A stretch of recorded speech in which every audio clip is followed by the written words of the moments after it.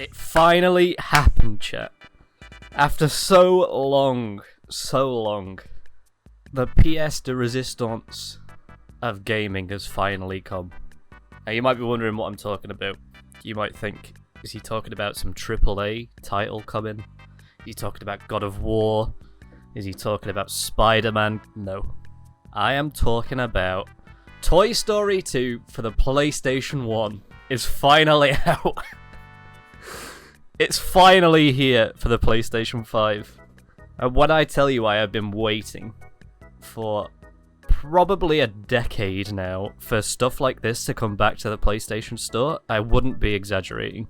For years, I've been saying to my friends that also game, I wish that PlayStation would make some kind of catalog for classic games. And when I listed the games that I wanted to play, they would always laugh at me. Which is kind of understandable, because I'm gonna tell you the list of games that I hope will come eventually as well, and you will understand where they're coming from. But, my god, I was sat in bed last night, and I thought, you know what, I haven't looked at the new PlayStation Plus stuff, because they updated it, I think this month or last month. And I thought, you know what, I will sit here and I will look to see if they've added any like extra games or like extra free games or stuff like that and what the tiers get you. And I saw the classics catalog and I thought, is it just like a collection of games that they have on the store? Because they have classic games on the store before. I mean, I've bought Ape Escape 2 and played that. There's a lot of like Star Wars classic games on there. I loaded it up. And I went down, and I have maybe 5 games that I really want to see.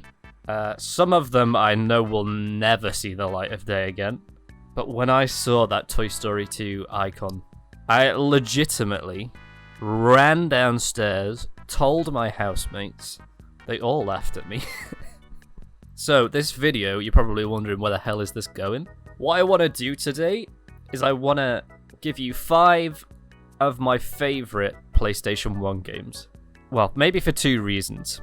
Number 1 is that I know how the internet works, so if they do eventually release these down the line and it gets super popular, and then I'm here like, I really liked them before they were popular, excuse me, and everybody would be like, no, actually you didn't, you're just liking that because you think it's cool. And you never liked them. So that's one reason. And the second reason is, hopefully, eventually we will get to the point where we have such a sphere of influence in this community that we can maybe will these games back into existence. And also, I wanted to share with you a pretty integral part of my childhood. Number 1, which we have got a remaster for, but I'm including it because it is technically my favorite game of all time, Spyro.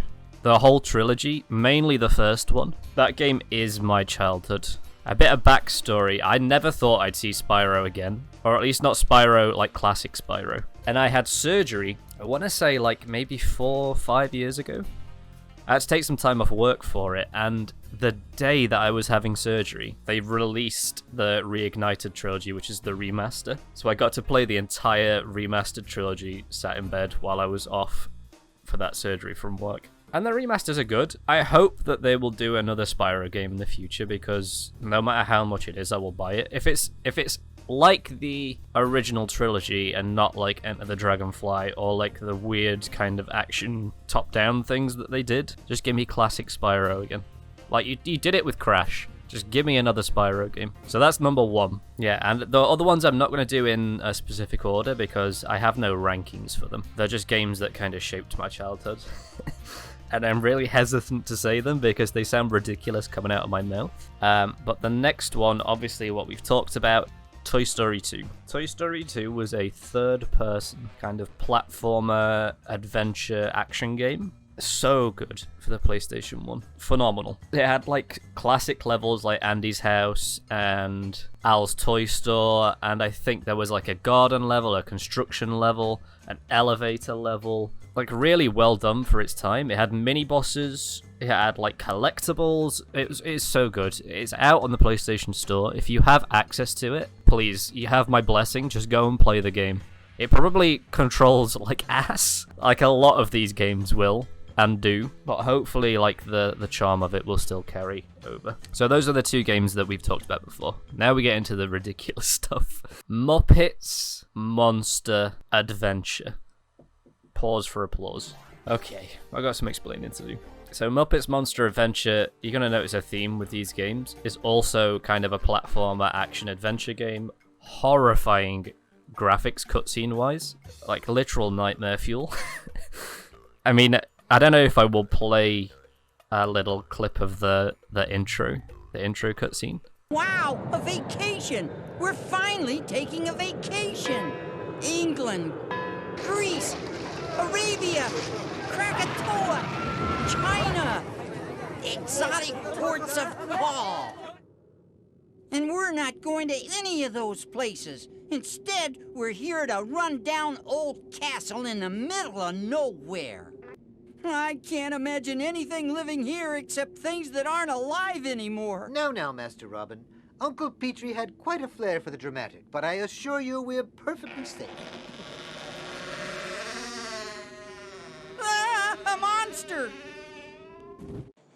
Are you all right, Master Robin? Wake up again.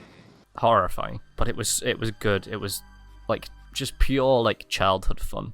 And you would run around, I think, as Kermit's son. The premise was that I think all of the Muppets were either like kidnapped or like they fell into a portal like classic PS1 games. And they all turned into monsters. And while you were going around like the levels, you would find power-ups that would turn you into monsters that like gave you different abilities and stuff.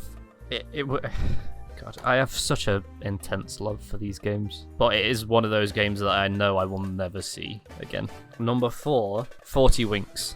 Now, this is kind of diverges from the path of most of the games on this list, which are movie tie-ins. So there was an era in gaming, right, where a lot of the IPs for gaming were movie tie-ins. So you got like a lot of, like I say, Muppets, Toy Story, stuff like that. But this one is its own IP. And basically you, again, cutscenes are horrifying. I will play a little bit of it. Oh, yeah! Okay, no talking, no pillow fights, and no reading under the covers. But Mom, bedtime's boring. Yeah, there's nothing to do but lie here getting bored. Oh, hush. What about dreaming? What about it? Dad says dreaming is a period of elevated brain activity occurring during certain sleep phases. Elevated brain activity's boring. What, didn't Daddy mention the Winks? No, who are they? The Winks are little creatures who live in the land of dreams. It's their job to make sure all your dreams are of the very highest quality. All day long, they're tucked in bed, but at night, when you're fast asleep, they go to work. With their help, you can be whatever you want. A superhero, a robot, a beautiful fairy, or a clown. You can even be a monster. Can I be a ninja? Yes, but only if you're a nice ninja. Red Bear! I am sorry. Did I wake you? No, Master. Are you sure? You weren't just having a little snoozy-woozy. You play as either Rough or Tumble, like they were twins, and you would run around and you would collect like Zeds, I think they were, which were basically like coins, and you would fight different enemies, and again there would be mini bosses, there would be power-ups. You could turn into like Caveman Rough and Tumble or like Explorer Rough or Tumble. I think there was a Spaceman one, and I think the premise was that basically you were these twins. I remember there being an old man and his teddy bear, and I think you were basically, I think that guy was Magic. I think he had some like magical sleep name, I guess, when they put these kids to sleep, and then you were basically playing their nightmares. Sick. It was a sick game. You'll have to take my word for it. So the last game on this list, on my official top 5 PlayStation 1 games that I want to play again, is a bit of a weird one, and I know that's saying a lot from the amount of things that we've just talked about, but Monsters Inc. Scare Island. It was such a weird game, and I don't know why it's really ingrained in my memories as a child. You play as Sully. Again, a bunch of different levels, like city level or like a playground level. And you would find like these robotic children, and then you'd have to do like a mini game to try and get the screams out of them, and then they break. And you would go and collect canisters of screams. The level design was so good. The music was good. Just good times all around. These games I don't think will ever come to the PlayStation Store. I wish they would. I don't know the technical like logistics of it. I don't know whether it's like super difficult to port a PlayStation 1 game onto a PlayStation 5. Because I think the way that they do it is they use an emulator. So maybe it would be super easy to port it over.